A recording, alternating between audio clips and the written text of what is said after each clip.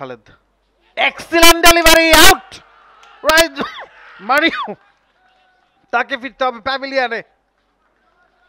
রাহুল বলছিলেন ফার্স্ট ওভারের প্রথম বলটা ওয়াজ আ জ্যাফার, ঠিক তেমনি দ্বিতীয় ওভারের প্রথম বলটাও outstanding, late movement. Absolutely brilliant. প্রথম বলটাও ইনিংসের ঠিক এই ধরনের একটা বলই করেছিলেন, শর্ট অফার করেছিলেন সে দফায় ব্যাটার, মিস হয়ে গিয়েছিল এজটা।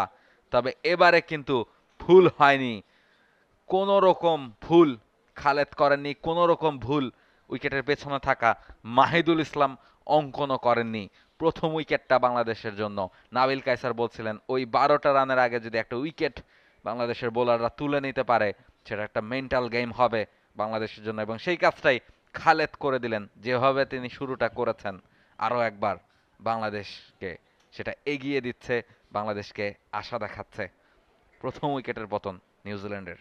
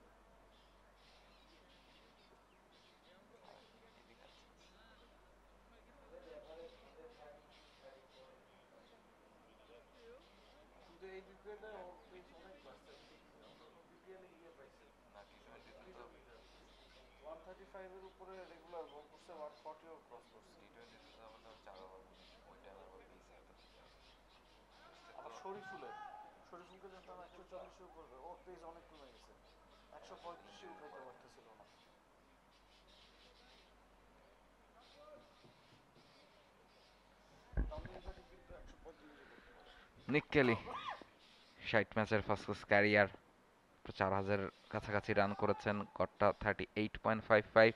খালেদ কে ফেস করতে হবে প্রথম বলে। Oh my goodness, oh my goodness, Khaled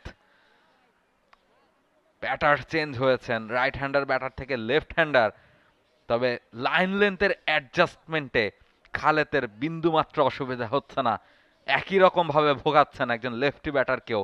প্রথম বলেই কেলি যে এই ধরনের ডেলিভারি ফেস করেছেন, তার বুকটা নিশ্চয়ই একটু কাঁপবে খালেদকে ফেস করতে এই মুহূর্তে।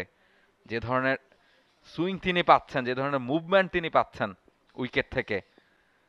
নাবিল কাসের একটু আগেই বলছিলেন যে খেলাটা কি নিউজিল্যান্ডেই হচ্ছে কিনা। অকল্যান্ড ওয়েলিংটনও এতটা সুইং, এই ধরনের রৌদ্রজ্জ লাভ হওয়া সম্ভব কিনা জানা নাই। Beautiful shot, excellent shot, straight down the ground খেলেছেন।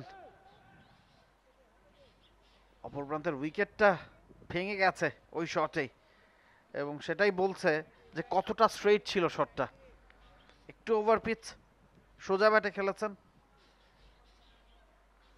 বিউটিফুল। আনলাকি যে বাউন্ডারিটা পাননি অপর প্রান্তের উইকেট ভেঙে যাওয়ায়।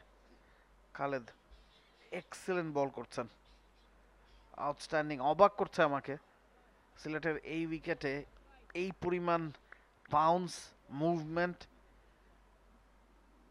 এক্সেলেন্ট।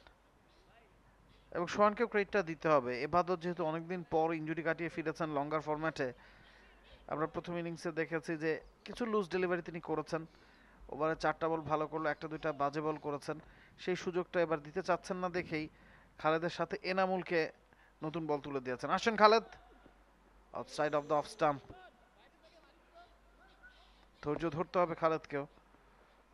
ইটস বিকজ আপনি প্রতিটা বলে উইকেট টেকিং ডেলিভারি করতে পারবেন না, আপনাকে একটা ট্র্যাপ সাজাতে হবে। ব্যাটসম্যানকে outside off the off stump, four stump করিডোরে বল করে যেতে হবে।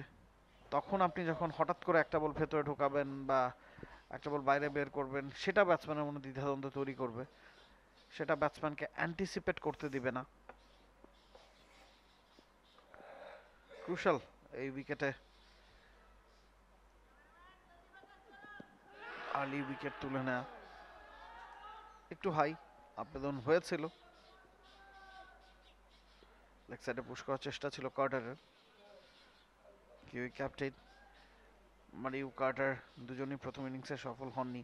ভালো একটা ওপেনিং পার্টনারশিপ দিয়েছিলেন, 36 রানের, দুজনই 10-এর ঘরে আউট হয়েছেন। মারিও সেকেন্ড ইনিংসেও রান করতে পারেননি। কার্টার হয়তো অন্য পথে হাঁটতে চাইবেন। ব্যাটিং অর্ডারটা কিন্তু যথেষ্ট লম্বা এই নিউজিল্যান্ডের। তাদের 10 নম্বর ব্যাটসম্যান ক্রিস্টিয়ান ক্লার্ক, তিনিও ব্যাট হাতে যথেষ্ট পারদর্শী। 8 নম্বর পর্যন্ত তো জেনুইন ব্যাটসম্যান আছে। এবারে ফুলার লেংথে কার্টার হয়তো ভাবছিলেন ছেড়ে দেবেন, শেষ মুহূর্তে ব্যাটে লেগেছে। 3 ওভারে খেলা শেষে 11-1 উইকেটে নিউজিল্যান্ডে।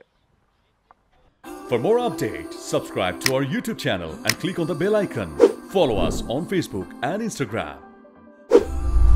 Download T-Sports app to enjoy exciting games and highlights. Visit tsports.com.